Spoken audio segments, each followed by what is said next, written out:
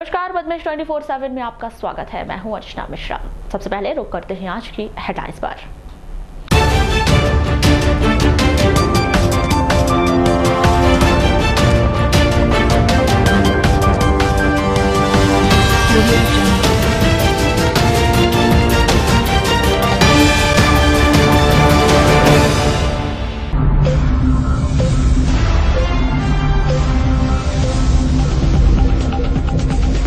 लालबर्रा बघौली हत्याकांड का आरोपी गिरफ्तार। कीटनाशक के सेवन से किरनापुर भुआ में युवती की मौत। झिरिया का पानी पी रहे टिटवा पंचायत के हिरमुटोला के ग्रामीण प्रशासन की बेरुखी का शिकार। पूर्व सांसद ने लगाए लोकसभा चुनाव में ईवीएम से छेड़छाड़ के आरोप। शहर की यातायात व्यवस्था सुधारने बनेगा नया प्लान। वारासिवनी के किसानों ने कर्ज माफी नहीं होने का लगाया आरोप। और वन अधिकार पट्टे के लिए सैकड़ों ग्रामीण पहुंचे जिला कलेक्ट्रेट। और अब खबरें विस्तार से। लालबर्रा थाना अंतर्गत बघौली गांव में 8 जून को गीताबाई केवट हत्याकांड के आरोपी रोहित उर्फ मलखान नामदेव को पुलिस ने गिरफ्तार कर लिया है। पुलिस के अनुसार हत्या के आरोपी मलखान को लालबर्रा के बगदई से गिरफ्तार किया गया है। आपको बताएं कि मलखान की शिनाख्त मृतिका गीताबाई की बेटियों ने कर ली थी। हत्या वाले दिन मलखान रात्रि को गीताबाई के घर आया था और उसकी हत्या बेटियों के सामने ही कर दी थी। उसके शव को वहां घर से घसीटता हुआ खेत तक ले गया था और वहां उसे छोड़ दिया था। मौका वारदात पर खून के निशान भी मृतिका की बेटियों के बयान को पुख्ता कर रहे थे।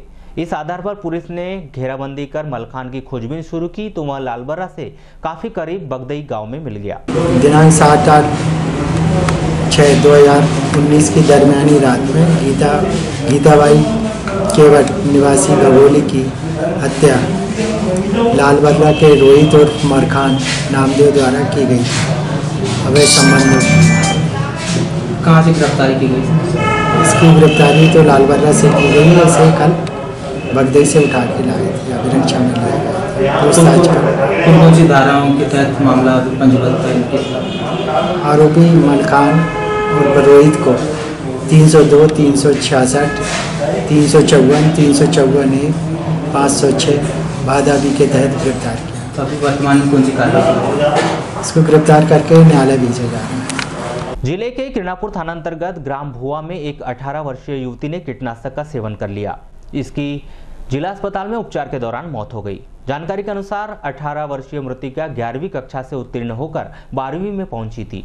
9 जून को मृतिका अर्चना अपनी चाची शोभा केवट के साथ मेड़ बंधान के काम में मिट्टी डालने गई थी। शाम को 7 बजे जब घर के बाकी लोग घर पहुंचे तो उन्होंने देखा कि अर्चना के मुंह से कीटनाशक की बदबू आ रही थी और हाथ पैर ढीले पड़ चुके थे। इलाज के लिए किरनापुर अस्पताल ले गए, जहां डॉक्टरों ने उसे जिला अस्पताल रेफर कर दिया। 9 जून की रात्रि को उपचार के दौरान करीब 11 बजे अर्चना की मौत हो गई। मैं इसलिए देखा हुआ शाम को लड़की और डेली में खाना पका के खिलाती थी अपने को। तो मैंने आज खाना क्यों नहीं दे रही लड़की? 6:30 बज गए तो मैं आया 6:30 बजे तो खाना बिल्कुल जैसा आता था मेरा दीदी की तरफ से तो खाना बिल्कुल तैयार रखती थी। उतने समय खाना से नहीं था, मतलब सोया कैसे है लड़की, उसको देखने को आया तो लड़की की तबीयत खराब हुआ। उसके बाद में सोचा मैं लड़की की तबीयत तो खराब नहीं है, आँख कान भी ढीलापना लग रहा है। तो फिर मैं 2-4 आदमी को पूछा, मैंने भैया मेरे को लड़की की तबीयत खराब जैसे लग रहा है, कैसा करेंगे अपन? चलो कहते बाला हट जाएंगे। फिर बाला हट रहा है? सीधा बाला हट गया। फिर यहाँ पे क्या हुआ? यहाँ कोई डॉक्टर मुराजी कही बाटल हो गए लगाए।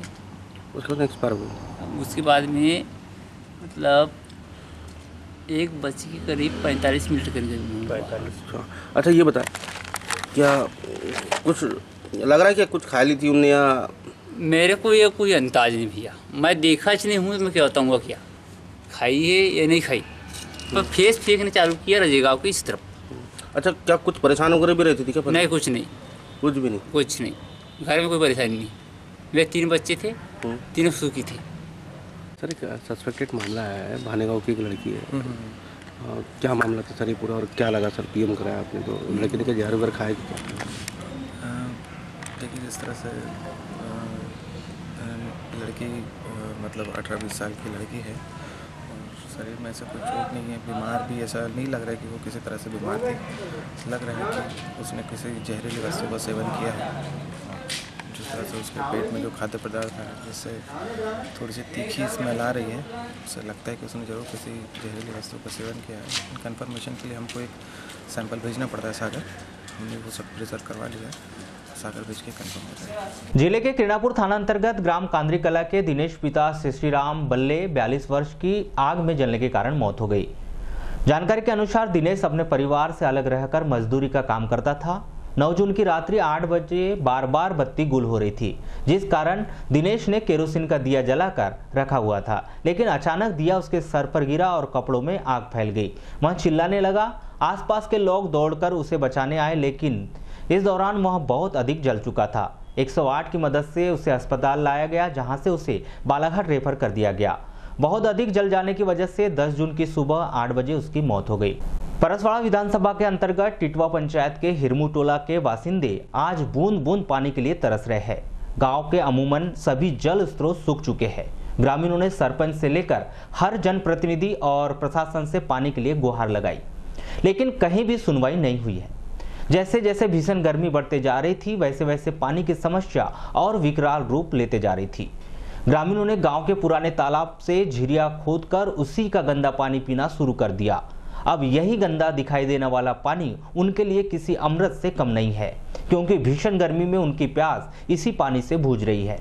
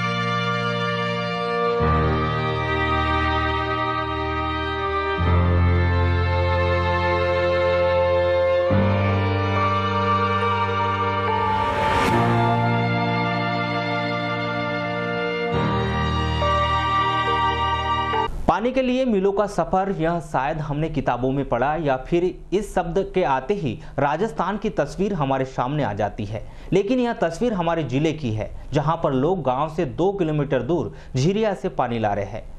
लोगों ने प्रशासन से टैंकर की मांग की, लेकिन सुनवाई नहीं हुई, इसलिए अब यह उनके लिए मजबूरी और दिनचर्या बन गई है। तो उस दिन भी तो बोली जी, मैं वहाँ पे गई थी, मीटिंग में गई थी, तो बोली मैं पानी नहीं है सचिव साहब, तो 1-2 टंकर हमारे गांव में हर दिन पहुँचाना कह के बोली थी मैंने। पंच है। हाँ, तो टैंकर भी नहीं पहुँचाएगी? नहीं पहुँचाए। ये क्या समस्या पहली बार ऐसी बनी है क्या हमेशा? हाँ, पहली बार बनी है। पिछले वर्ष तो अच्छा थी, पहले तो वर्ष तो यहाँ पे पानी का साधन था और ये पानी भी था, उतना आटा नहीं था, वो पानी लाल नहीं बना था। अच्छा, पंचायत को सरपंच को अपने अवगत कराया तो सरपंच भी ध्यान नहीं दे रहा है क्या? नहीं, सरपंच तो नहीं था, लेकिन सचिव साहब थे। बीते वर्ष तक पानी की कोई समस्या नहीं थी। इस साल भीषण गर्मी और अल्प बारिश के कारण विकराल समस्या आ गई है। समस्या इसी वजह सबसे ज़्यादा है। तो क्या हमेशा रहता था पानी यहाँ? थोड़ा बहुत रहता था, ज़्यादा नहीं, पर पानी रहता। तो गांव की अगर बात करें तो गांव की स्थिति कैसी है अभी? गांव की स्थिति वही है, थोड़ा बहुत हैंडपम्प से निकलता है, तो कुएं से सूख गए हैं, तालाब भी सूख गया है। और दूसरी जगह तो कोई पानी का आने का साधन वगैरह? दूसरी जगह साधन नहीं। तो पंचायत कुछ व्यवस्था करवाई? व्यवस्था भी कुछ भी नहीं करवाई। कुछ भी नहीं करवाई। तो आपने सरपंच सचिव को बताया नहीं क्या? पंच लोग तो बोले उनको, पंच लोगों का भी कहना तो ध्यान नहीं दे रहे हैं। ध्यान नहीं दे रहे हैं। अच्छा, तो अभी आप लोग क्या कर रहे हैं यहाँ पे अभी गांव में? हाँ, गांव में तो ये तो कहाँ, यहाँ मट्टी फेंकवा रहे हैं। क्यों फेंकवा रहे? मतलब ये गहरीकरण करवा रहे हैं, पानी रुकने के लिए, बारिश का पानी। नहर का साधन नहीं है, तालाब भी नहीं, तो सिर्फ ये पशु है, कपड़े लत्ते धोने के लिए तालाब है। पानी की विकराल समस्या को देखते हुए हमने तालाब में झिरिया खोदने का काम शुरू किया और आज वहीं से प्यास बुझ रही है। क्या करे, प्रशासन ध्यान नहीं दे रहा है। स्वयं की जान बचानी है, इसलिए अब गंदा पानी ही हमारे लिए अमृत है। यहाँ पे मैं तो सरपंच को भी बोला और सचिव को भी बोला कि मैंने बोला यहाँ पे टैंकर की व्यवस्था करा दो।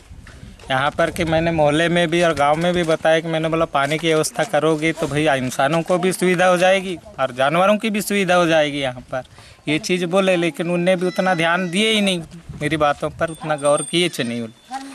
तो यहाँ पे फिर मूड उठाया, मैंने बोला नहीं, इसको तो पहले झिरिया की तो सफाई कराना ही पड़ेगा सबसे पहले। अपन तो कहीं से भी लालू के पानी के व्यवस्थापन कर ही लेंगे, लेकिन मेन चीज़ है जानवरों की परेशानी। तो उसको तुरंत गहरीकरण करवा के चिखल फेंकवा दिए बाहर, तो थोड़ा बहुत वहाँ पे अभी पानी का व्यवस्था बना है कैसे भी, लेकिन गंदा पानी है, वो पूरा पानी की है, सबसे ज़्यादा समस्या पानी की। तो अभी पानी पीने के लिए कहाँ से लाते हैं आप लोग? अभी वही है, कोई हेडपम्प का पानी कहीं थोड़ा बहुत वहाँ से ला लेंगे, नहीं तो उधर खेत में अभी नया कुआं खुदवाया हूँ, उधर से लाते हैं। मैं तो ड्रम से ही लेके आता हूँ पानी सुबह से। पूरा गाँव यही करता है कि पूरा? हाँ, पूरा वही। वो हाथ ठिलिया है, हाथ ठिलिए में 10-12 डब्बे रख लेते हैं और डब्बे में पानी भर के ठिलिए में ढकेलते हुए लाते हैं, अपने अपने घर गुजारा के खर्च। जनपद सदस्य खेलन सियाराम नेती बताती है कि उनके द्वारा समय समय पर प्रशासन के जिम्मेदार अधिकारियों को इस बात से अवगत कराया गया है कि हिरमू टोला में पानी की समस्या है, इस पर जल्द ध्यान दिया जाए। यह विकराल समस्या तो इस वर्ष बहुत ही ज़्यादा विकराल समस्या है। हालांकि प्रति वर्ष इस गांव में पीने की पानी की बहुत यानी परेशानी होती है। मवेशियों के लिए, मनुष्यों के लिए भी पानी की बहुत समस्या है यहाँ पे। मैडम, अगर नल जल योजना की अगर बात करें अपन, तो नल जल योजना यहाँ पर आई कि नहीं आई अभी तक? अभी तक के नहीं आई। तो हमारा ये विचार है, मैं इस गांव की जनपद सदस्य होने के नाते हमारे कलेक्टर महोदय से ये कहना चाहूँगी कि इस हिरमू टोला ग्राम में, टीटो पंचायत का यह गाँव है, तो इस गाँव में नल जल की व्यवस्था की जाए। तो कभी आपने बैठकों में ये बात रखी थी क्या? इस बात को रखी थी मैंने, तो कुछ नहीं हुआ था। तो क्या चाहते हैं आप?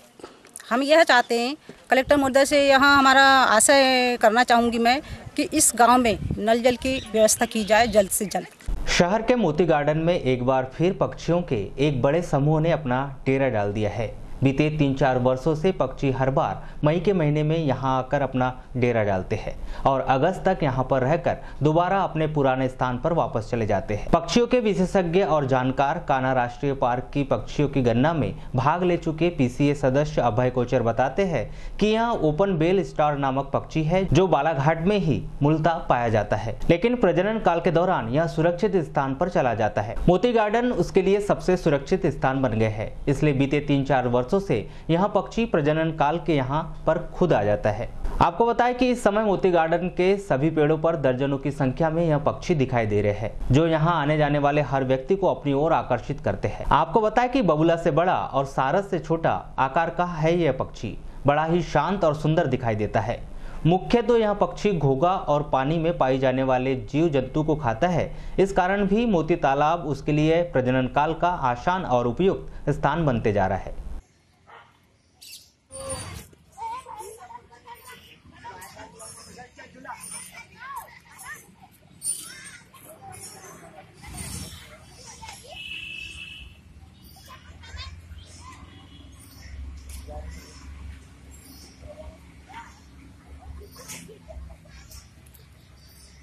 शहर की यातायात व्यवस्था को सुचारू करने के लिए कालीपुतली चौक और हनुमान चौक में यातायात सिग्नल लगाए गए हैं, जो 100 पीस बनकर रह गए। आपको बताएं कि कालीपुतली चौक में दिन भर लोग यातायात सिग्नल का पालन नहीं करते।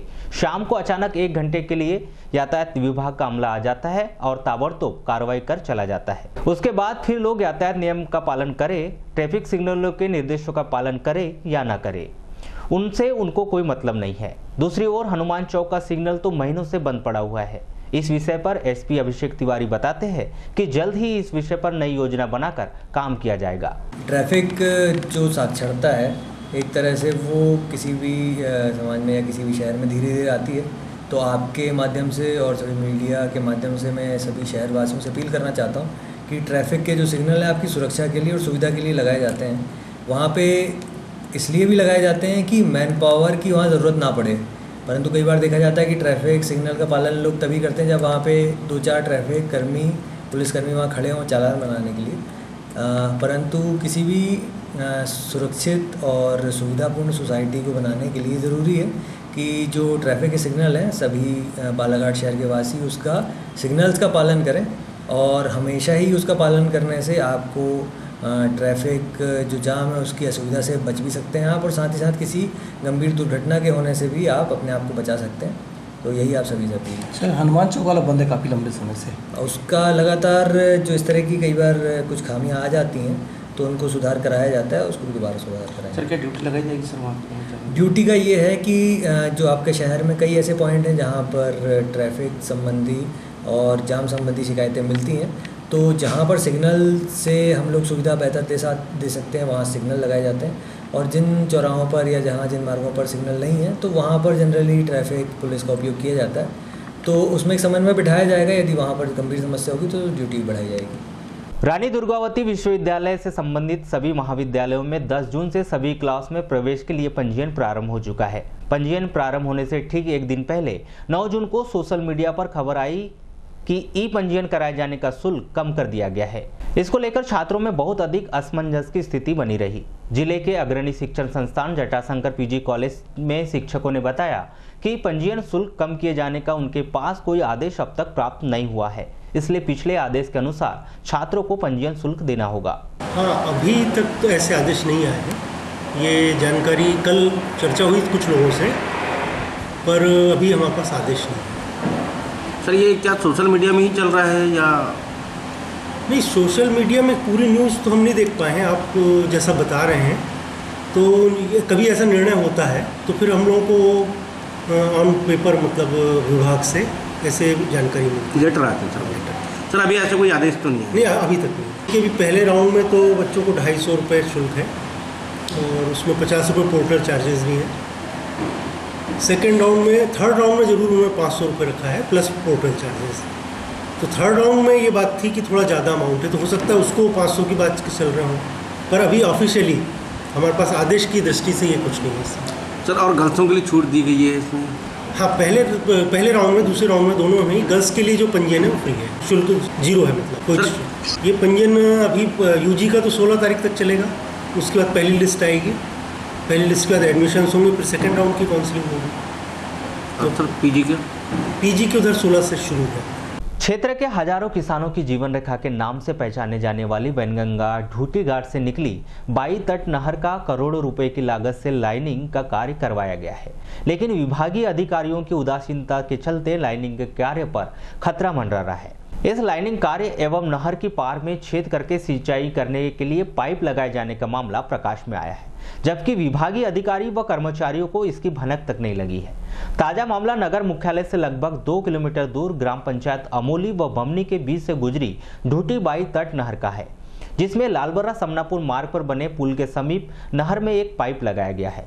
विश्वसनीय सूत्रों से नहर की पार में छेद करके पाइप लगाए जाने की खबर मिलने पर 9 जून को जब पद्मेश न्यूज की टीम ने नहर का जायजा लिया तो पाया कि ढूटी बाई तट नहर में अमोली पुलिया के पास साइपन पहुंच मार्ग पर नहर की पार में छेद करके पाइप लगाया गया है, जिसका एक हिस्सा नहर के भीतर मौजूद है, वहीं दूसरा हिस्सा खेत की ओर निचले हिस्से में स्थित है। नहर की पार के अंदरूनी हिस्से में लगभग 2 फीट की ऊंचाई में पाइप लगाया गया है, वहीं दूसरी ओर खेती वाले हिस्से में पाइप को नीचा रखा गया है, जिसमें नहर में 2 फीट पानी बहने पर इस पाइप से आसानी से खेतों में पानी की सिंचाई की जा सकती है।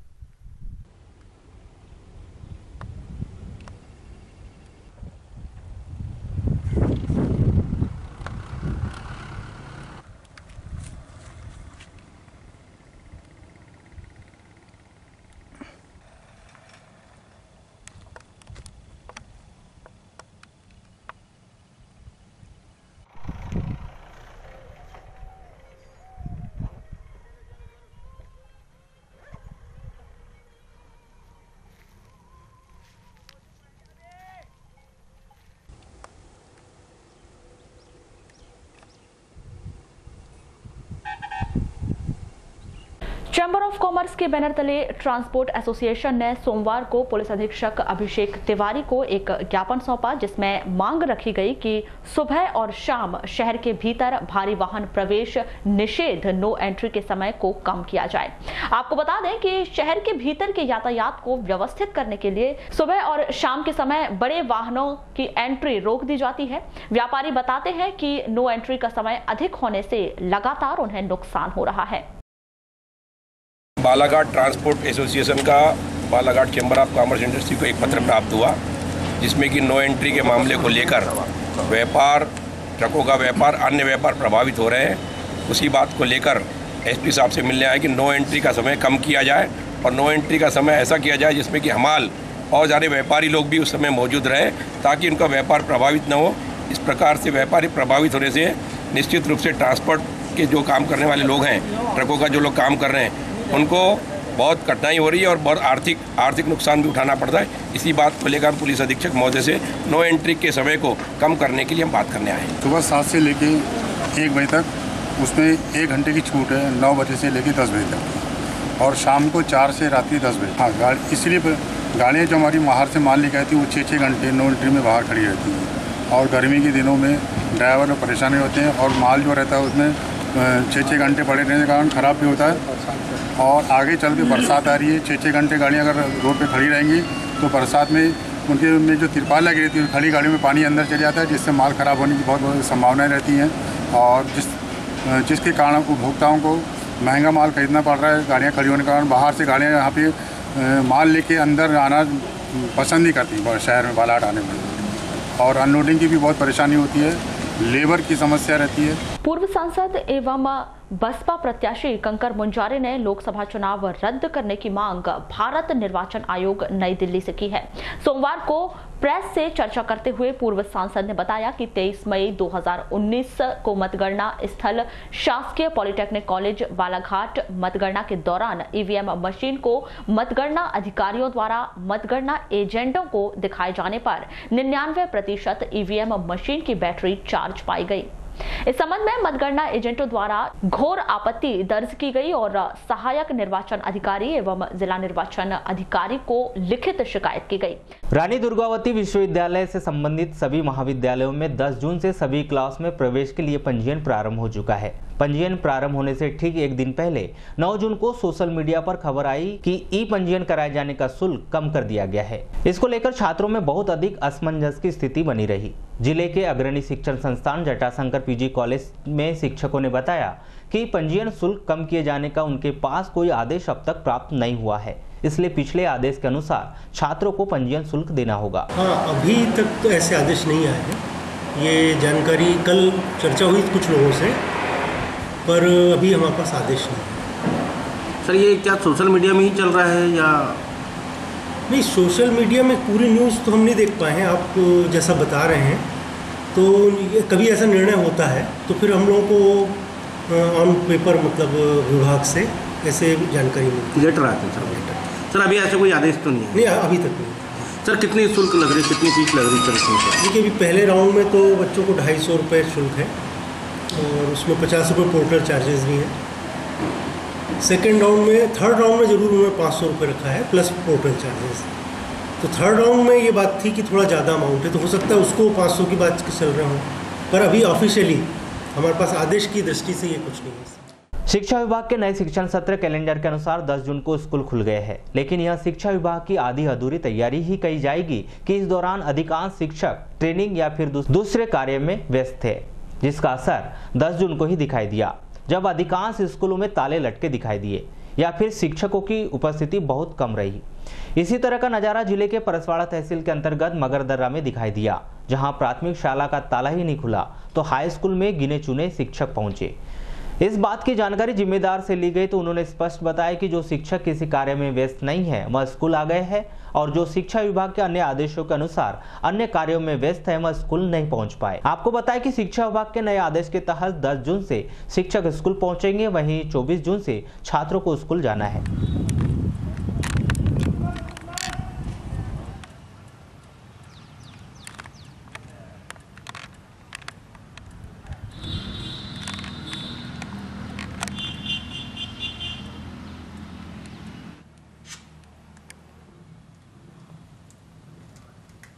हाँ, जितने हैं वो आ गए और कुछ लोग ट्रेनिंग में। कितने टीचरों का स्टाफ है? हमारे यहाँ हाई स्कूल में 3 टीचरों का है स्टाफ। और बाकी बच्चों के लिए तो वही आदेश थे कि पहले जो 17 तक का था और अभी 17 तक छुट्टी, और अभी सुनने आए कि 23 तक के हो गई है। क्या कारण लगता है सर इसमें? ऐसे तो है कि गर्मी को देखते हुए। जैसे आज से आप स्कूल आए हैं शिक्षक लोग, तो क्या क्या कार्य करेंगे तब तक? ये एडमिशन प्रक्रिया है, जो छात्रवृत्ति वगैरह की जो कार्य ये कार्य। कल तक रिक्शा चलाकर सवारी ढोने वालों को सरकार ने ई रिक्शा दिया है, लेकिन समय बीतने के साथ साथ उन्हें अब तक शहर में ऐसा कोई स्थान नहीं मिला जहां पर वो खड़े हो सके, जिस कारण अब ई रिक्शा और ऑटो चालकों के बीच आए दिन संघर्ष की स्थिति उत्पन्न होने लगी है। ऑटो चालक उन्हें अपने स्टैंड में खड़े होने की जगह नहीं देते, वहीं ई रिक्शा चालक इस बात के लिए परेशान है कि उन्हें शहर में बस स्टैंड और रेलवे स्टेशन के निकट ई रिक्शा स्टैंड उपलब्ध करवाया जाए, जिससे उन्हें सवारी लेने में परेशानी ना हो। पूरे मामले पर सोमवार को ई रिक्शा चालकों ने नगर पालिका अधिकारी को ज्ञापन सौंपा और अपनी मांग जल्द से जल्द पूर्ण करने की बात रखी। नगर पालिका सीएमओ गजानन नापड़े बताते हैं कि ई रिक्शा चालकों की मांग पर जल्द ही ध्यान दिया जाएगा और उनके सुविधा अनुसार उनको स्टैंड मुहैया कराया जाएगा।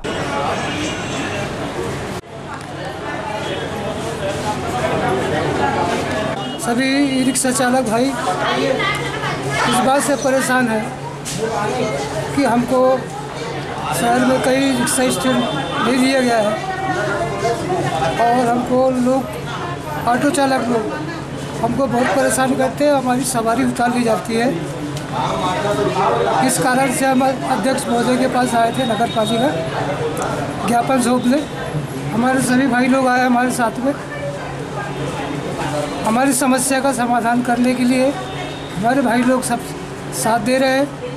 अध्यक्ष महोदय से हमको प्रार्थना करते हैं कि हमको कोई भी जगह पे बस स्टैंड में रिक्शा स्टैंड दिया जाए ताकि हमारे सब भाइयों की समस्या हल हो जाए।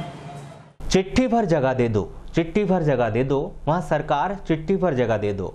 न जाने कितने वर्षों से वन अधिकार अधिनियम के तहत थोड़ी सी जमीन और पट्टा की मांग को लेकर आदिवासियों का यह जुमला उनकी जुबान पर बना हुआ है और सरकार है कि बस उन्हें वादों को पूरा करने का काम नहीं कर पा रही है।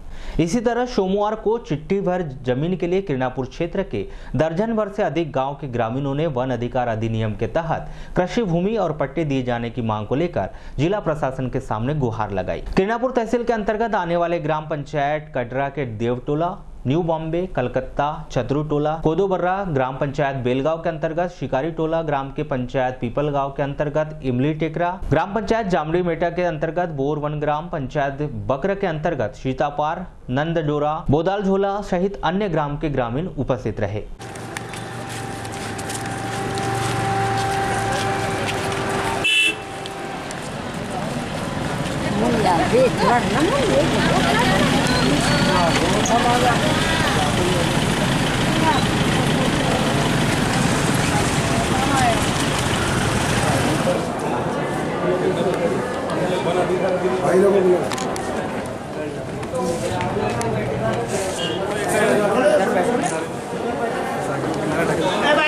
पट्टा चाहिए। हम बचपन से जब भी हेरते हैं, पहले से हेरे हैं हम जमीन, उसमें हमारा कब्जा नहीं है, पट्टा नहीं है, कुछ भी नहीं है। अभी हमारे ज़मीन में नर्सरी लग रही है, इसलिए हम आए हैं यहाँ पे।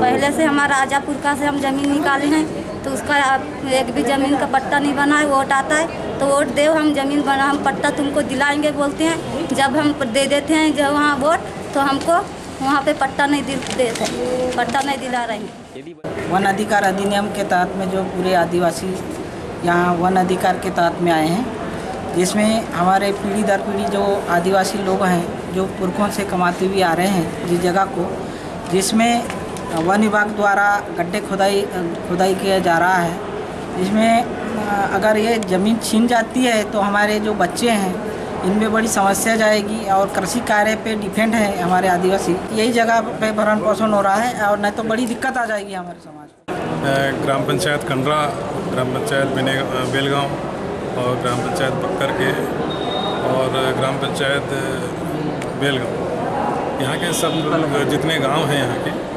जिसमें मोरबन करके गांव हैं, कलकत्ता, न्यू बॉम्बे, कंडरा, अली टोला और जोधी टोला करके है, बटामा, शिकारी टोला, ये सब गांव के लोग वन अधिकार अधिनियम के तहत जो पट्टे बंटने थे वो कुछ लोगों को मिल पाए हैं और बहुत से लोगों को नहीं मिल पाए हैं। और अभी जो ये कहना चाहिए अपने पुरखों की ज़मीन, पुरखों से ना कहना चाहिए, पीढ़ी दर पीढ़ी उसमें अपने जीविका जो है कृषि कार्य करके करते थे।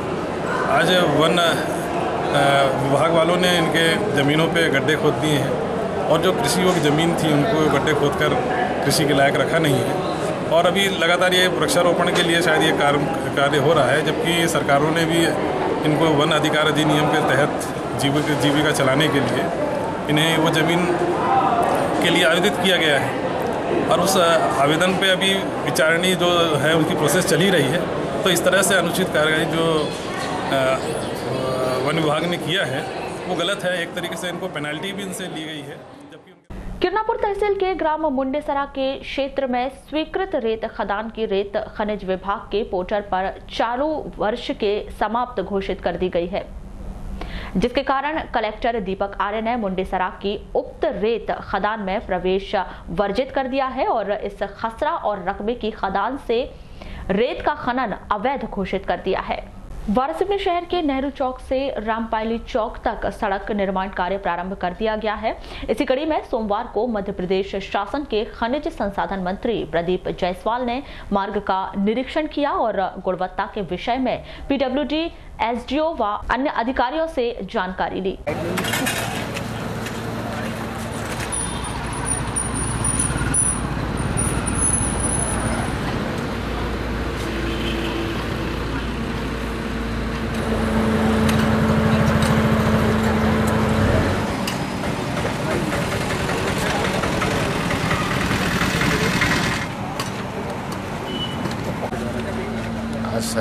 वाराणसी शहर के अंदर की जो सड़क थी, जयस्तंभ से लेकर गोलीबार चौक से लेकर मेंदवाड़ा नाके तक, ये बहुत ही बहुप्रतीक्षित और इससे बहुत समस्याग्रस्त सड़क थी। और जब मैं विधायक था लगभग 2008 में इसका मैंने पूरा शहर का डामरीकरण उस समय कराया था। तो उसके बाद से इसका मेंटेन नहीं हो पाया था, जिसके कारण की सड़क खराब हो चुकी है। आज हमने जनता ने जिस प्रकार से चुनाव लाई, नई सरकार बनी और इस नई सरकार के तोहफे के रूप में एक शुरुआत कर रहे हैं हम शहर की सड़क से। तो जयस्तंभ से लेकर मेंदवाड़ा नाके तक इसका डामरीकरण। कब तक कंप्लीट हो जाएगा भैया? ये तो कल रात तक कंप्लीट हो जाएगा। भैया शहर के अलावा अन्य क्षेत्र की भी सड़कें जैसे कि कटंगी से वाराणसी से कटंगी, जितनी भी सड़कें हैं वाराणसी से जोड़ते हुए और वाराणसी के ग्रामीण क्षेत्र की जितनी सड़कें हैं, इन सभी को हमने टेंडर में ले लिया है। देखा भी होगा और हम प्रयास कर रहे हैं कि इस टेंडर में जो डामर का काम है, डामरीकरण रोड का काम है, वो वर्षाकाल शुरू होने के पहले हो जाए। शेष काम जितने भी हैं, कच्चा काम है, सीमेंट का काम है, ये सारे काम बरसात में करेंगे। लेकिन ऐसे सारी सड़कों को मध्य प्रदेश वाराणसी खंड क्षेत्र की कल तक कंप्लीट हो जाएगा ये काम और इसकी 3 साल तक की गारंटी है। 3 साल? 3 साल। अच्छा, इसकी गुणवत्ता पर भी प्रश्न उठ रहे हैं? नहीं, गुणवत्ता वैसे नहीं। अपन लोग जो है पूरा टेस्ट करके ले रहे हैं। डामर भी टेस्ट हो रहा है हमारा, गिट्टी भी टेस्ट होकर आ रही है। कितने mm की गिट्टी और क्या लेयर की है? कितनी इसमें 20 mm का OGPC का लेयर कितना? 20 mm। 20 mm सिलिकॉन सहित 25 है। अरे नगरवासियों की मांग थी कि खोद के इसका निर्माण किया जाना था। खोद के नहीं, डामरीकरण सड़क था पहले का और डामरीकरण के ऊपर में वही रिन्यूअल का कार्यक्रम होता है। तो नया रोड तो बन नहीं रहा है, नया तो होना का नहीं। वाराणसी शहर के सरस्वती स्कूल में दीर्घकालीन सेवा देने वाली 3 शिक्षिकाओं को सेवा समाप्त करने के मामले पर सोमवार को भारतीय मजदूर संघ के बैनर तले कलेक्टर दीपक आर्य को ज्ञापन सौंपा गया, जिसमें स्कूल द्वारा बीते 25 वर्ष सेवाएं दे रही शिक्षिकाओं को असमय निकाले जाने की शिकायत की गई। इसलिए कि हमको जैसे हम हिंदी माध्यम से लगे थे, अभी अंग्रेजी माध्यम का इंग्लिश स्कूल खुला है इनका और हमने उन्हें परीक्षा वगैरह दिए थे उसमें थोड़ा सा, और इन लोगों का कहना है कि अब हमारे पास वेतन भी नहीं है देने के लिए। इस कारण से हम लोगों ने दिए थे विज्ञापन कि हम लोगों को यहाँ से निकाला ना जाए, हमको रखा जाए। जैसे आपने लंबे समय से 25 सालों तक वहाँ पढ़ा है, सेवाएं दी है हम लोग ने वहाँ पे, 25 साल से सेवा दे रहे हैं वहाँ पे हम। तो इस कारण से हम लोगों को थोड़ा सा दुख तो होगा जो हमको हटाया जा रहा है यहाँ। नहीं, सरस्वती मंदिर जो स्कूल है वो तो मातृभाषा हिंदी में पढ़ाने के लिए है और वो इंग्लिश के स्कूल संचालित की जा रही है। अब वो बच्चे थोड़े कम हो रहे थे इसलिए उन्हें संचालित किए, परंतु वहाँ के जो प्रबंधक कारिणी है उन्हें बोले थे कि बच्चे लाओ और इंग्लिश स्कूल करेंगे, तो हमने बोला ठीक है। और उन्हें ये भी कहा था कि हम आप लोगों को नहीं निकालेंगे यहाँ से, आप ही लोग ही शिक्षा दोगे और आप ही लोग पढ़ाएंगे। और उसके बाद उन्होंने हमारे साथ ऐसा अन्याय किया। कितने टीचरों को निकाल दिया? हम लोग को 3 टीचर को निकाल दिया। तो अभी क्या परेशानी आ रही है आपको? अभी ये परेशानी है कि हम कहाँ जाएंगे। हमारी कल शनिवार को एक बैठक हुई थी। बैठक में हमने प्राइवेट स्कूल के टीचर्स की समस्या और जो नगर के और श्रमिकों की समस्या, उसके संबंध में ज्ञापन देना था। अभी जैसा एक बहन जी ने बताया कि सरस्वती शिशु मंदिर में जो ज्ञान विकास समिति के संचालित की जाती है, उसमें उन्होंने 3 टीचर को निकाल दिया। जो 25-25 वर्षों से सेवा कर रहा है उस टीचर को नहीं निकाल सकते। सेवा संहिता भी ये कहती है कि आप अनावश्यक रूप से जिसका ईपीएफ कट रहा है उसको सेवा से बाहर नहीं कर सकते। अब ये इंग्लिश मीडियम खोलना ये आपकी समस्या है, इसके लिए हिंदी मीडियम से पढ़ाने वालों को आप नहीं निकाल सकते। तो और दूसरी बात, अभी हमको जो जानकारी मिली है कि रिटायर लोगों को भर्ती कर रहे हैं और इनको बोल रहे हैं कि आर्थिक हमारी। देखिए, इसमें ये जो आरोप है ये तो बिल्कुल निराधार है। वास्तव में इसकी जो मूल बात है वो ऐसी है कि इन शिक्षकों को निकाला इसलिए गया था कि अभी वर्तमान में हमारा विद्यालय अंग्रेजी माध्यम का हो गया है। पिछले कुछ वर्षों के लगातार नुकसान को देखते हुए हमको माध्यम बदलना पड़ा, क्योंकि संस्था को बंद करने की स्थिति पैदा हो गई थी।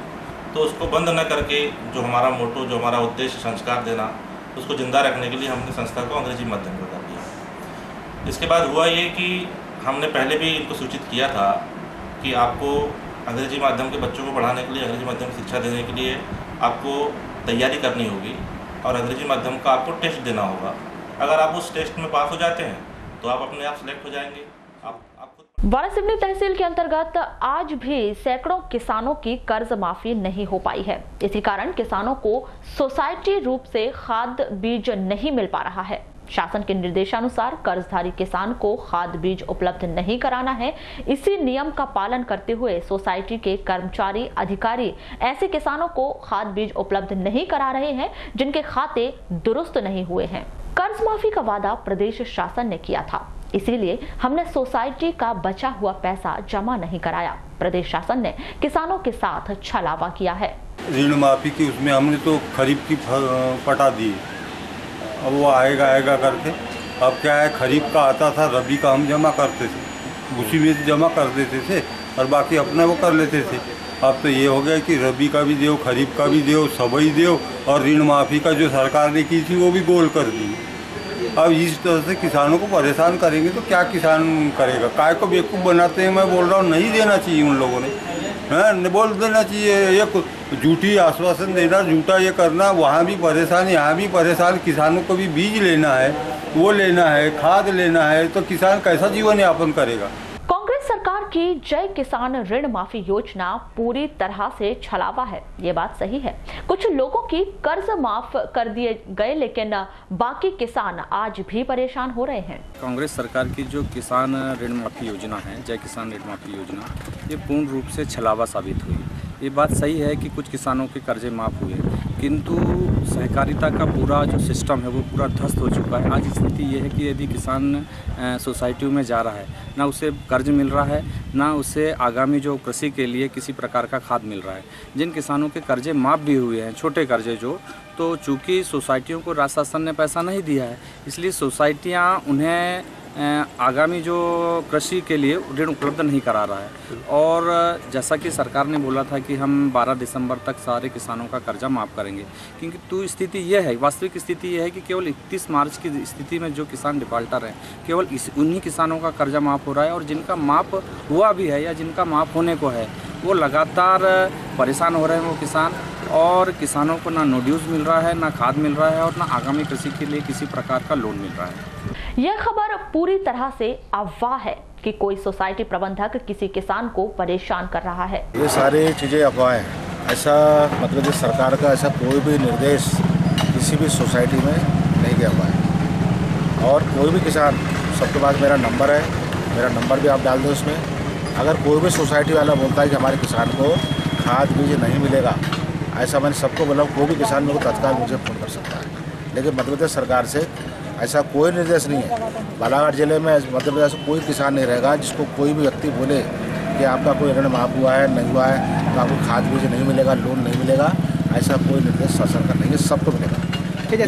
कुछ लोग अफवाह फैला रहे हैं। हमें वरिष्ठ स्तर से जो स्वीकृति की सूची आई है, उन्हें तो खाद और बीज का वितरण किया जा रहा है। जिनका नाम सूची में नहीं है, उन्हें हम खाद बीज नहीं दे रहे हैं। नहीं, उससे उसका क्या है, जो अपन जो कलेक्टर लागे थे स्वीकृति आई है, पीए और एनपीए, उनको तो हम लोग दे रहे हैं। बाकी जैसे कि अब जो स्वीकृति आई नहीं, तो हम लोग तो उसकी बात ही नहीं कर सकते। तो सर कितने किसानों का ऐसा अपने यहाँ जिला सहकारी केंद्र में जो सदस्य समितियाँ पड़ती है तब तक? नहीं, वो तो ये पीए के हैं 2074 मेंबर की स्वीकृति आई, स्वीकृति हुई है 2082 की। तो सर ये खातों में राशि चलेगी? हाँ, 2074 मेंबर की राशि चलेगी जा चुकी है ना। और ये एनपीए के जो है 2082 मेंबर की स्वीकृति। और जिनकी नहीं आई सर वो अभी तो जब तक कलेक्टर लागू से नहीं आएगी तब तक हम लोग कुछ नहीं कर सकते। बारिश पूर्व जिले भर में चल रहे बिजली मरम्मत के तहत लालबर्रा में भी सोमवार को सुबह से शाम तक बिजली मरम्मत कार्य चलता रहा। बिजली विभाग के जिम्मेदार अधिकारियों ने बताया कि इस विषय पर पहले ही लोगों को जानकारी दी जा चुकी थी। सूचना के अनुसार बिजली विभाग नियमित समय के भीतर बिजली मरम्मत का कार्य कर रहा है।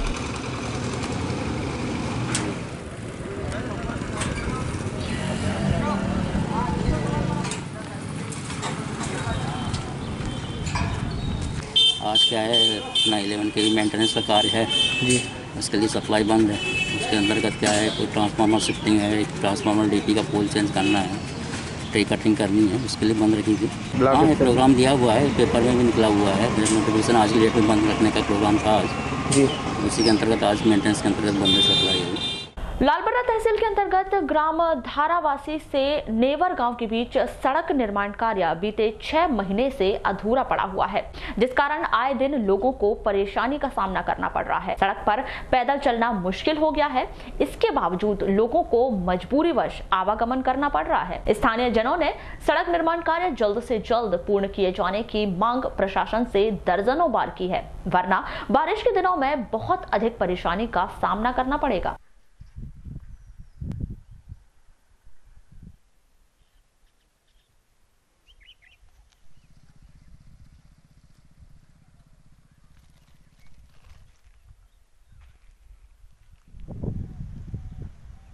रोड में यही समस्या है कि 6 माह हो गए, बनते बनते रुक चुकी है। यहाँ पे छोटे छोटे बच्चे भी ट्यूशन जा रहे हैं और उनको मुसीबतें खड़े हो रही है। आते में जाते में मतलब साइकिल पंचर हो रही है, उसमें गिट्टी बिछी हुई है।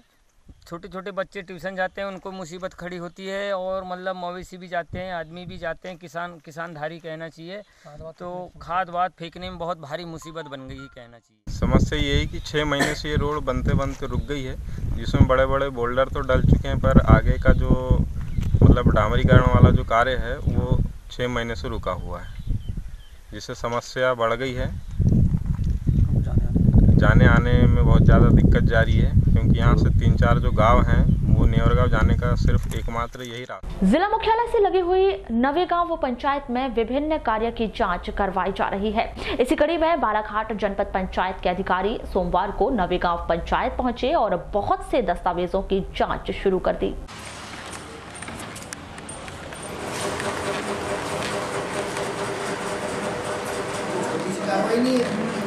सबसे बड़ी फर्म है, सबसे बड़ा कॉलोनाइजर बना है।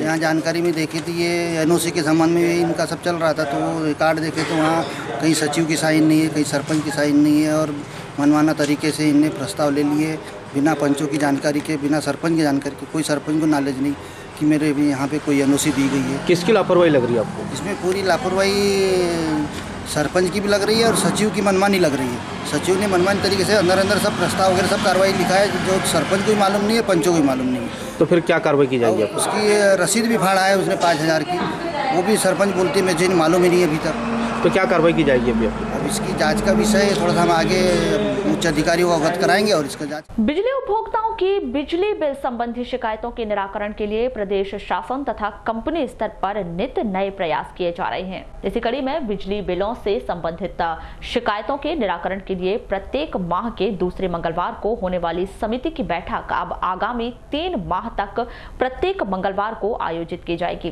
ताकि शिकायतों का निराकरण तेजी से किया जा सके। शहर से लगी हुई भरवेली पंचायत में रेखा सरवरे को सरपंच चुन लिया गया है।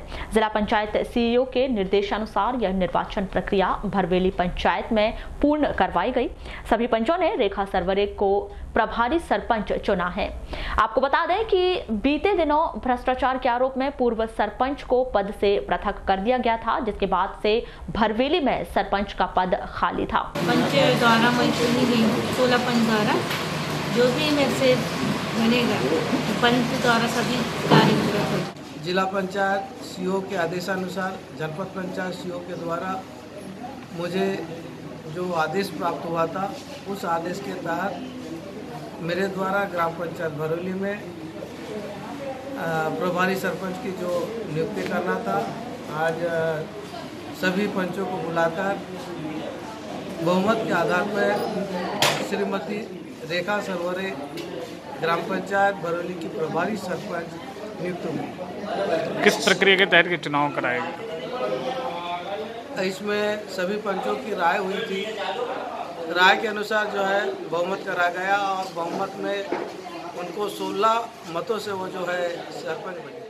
निशुल्क शिक्षा का अधिकार के तहत निजी स्कूलों में निशुल्क प्रवेश पाने के लिए आरटीई आवेदन की तिथि को बढ़ा दिया गया है। अब बच्चों के अभिभावक आरटीई के तहत निजी स्कूलों में बच्चों को पढ़ाने के लिए 12 जून तक आवेदन कर सकते हैं। सब जानकारी के अनुसार अब आरटीई के तहत निजी स्कूलों में निशुल्क शिक्षा के लिए 662 अभिभावकों ने ऑनलाइन पंजीयन कराया है, जिसमें से 420 आवेदनों का सत्यापन कर लिया गया है। वहीं ओटीपी प्राप्त न होने के चलते 18 आवेदनों का सत्यापन नहीं हो पाया है। जनपद शिक्षा केंद्र के बीआरसी नरेंद्र राणा द्वारा 20 जून तक लॉटरी सिस्टम के माध्यम से आरटीई के बच्चों को प्राइवेट स्कूल में प्रवेश दिए जाने की बात कही गई है, जिसकी सूचना बीआरसी कार्यालय में एसएमएस द्वारा अभिभावकों को भेजी जाएगी। हमारे गरीबी रेखा के नीचे जीवन यापन करने वाले अभिभावक हैं, उनके बच्चों के लिए, और जो एसटी एससी वर्ग से हैं या वंचित समूह वर्ग से, इनके बच्चों का निःशुल्क प्रवेश प्राइवेट स्कूल में शासन के द्वारा कराया जाता है। इसमें फीस प्रतिपूर्ति शासन के द्वारा संबंधित स्कूल को की जाती है। इसके तहत इस सत्र में हमारे पास अभी जो नए सत्र में भर्ती के लिए 662 आवेदन प्राप्त हो चुके हैं ऑनलाइन में। उसमें से 662 में से 420 आवेदन जो है हमारे द्वारा सत्यापित हो गए हैं, और बाकी आवेदक जो हैं वो सत्यापन कराने जेएस के स्तर पे नहीं पहुंचे हैं, तो हम उनको संबंधित पालक को यहाँ से आज से उनको फ़ोन लगा रहे हैं ताकि वे सत्यापन केंद्र में जाकर सत्यापन कराएं। उसके बाद ही ऑनलाइन एंट्री होगी, और जिसकी ऑनलाइन एंट्री होगी उन्हीं का नाम जो है लॉटरी में शामिल किया। बुलेटिन के अंत में एक बार फिर नजर डालते हैं आज की हेडलाइंस पर।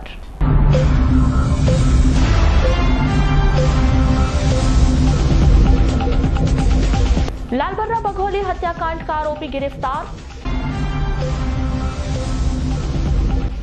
कीटनाशक के सेवन से किरनापुर भुआ में युवती की मौत।